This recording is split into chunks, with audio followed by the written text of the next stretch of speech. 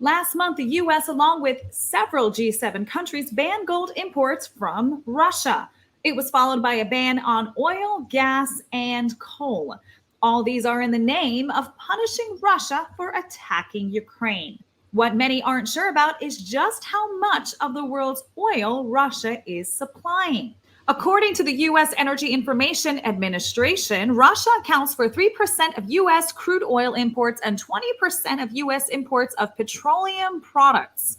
Data from the International Energy Agency, or IEA, shows it is to be the world's largest exporter of oil and petroleum products.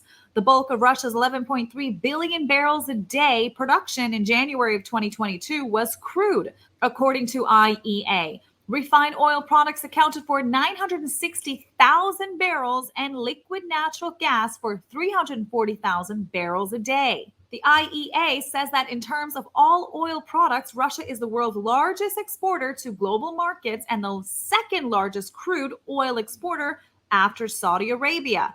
NBC News found that the Russian crude oil and petroleum product exports to the U.S. represent 8% of all of its imported oil and less than 2% of the U.S. supply. This is significantly less than what European nations buy from Russia. According to IEA, European nations take about 2/3 of Russia's oil exports. A fifth goes to China, which is the single biggest buyer of Russian oil and oil products, importing 1.6 million barrels a day in 2021. The Russian oil ban drove up gasoline prices in the U.S. What's worse, the White House acknowledged that the ban will not be followed by every European country. This is because Europe is worried they won't have enough gas for the winter. They are starting to panic as the supply of natural gas from Russia to Europe through the Nord Stream 1 pipeline dropped even further last week.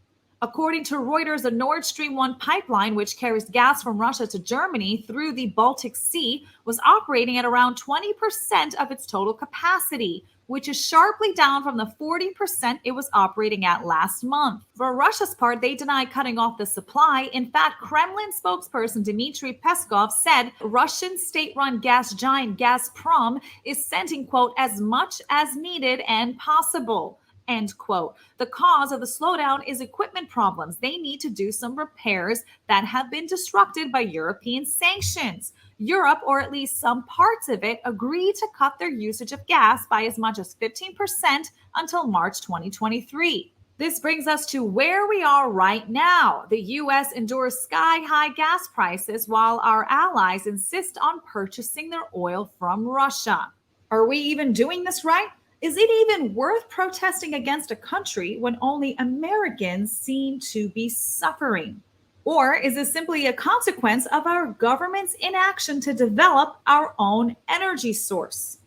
Let me know your thoughts in the comments section below. This has been Anna Kate with Noble Gold Investments.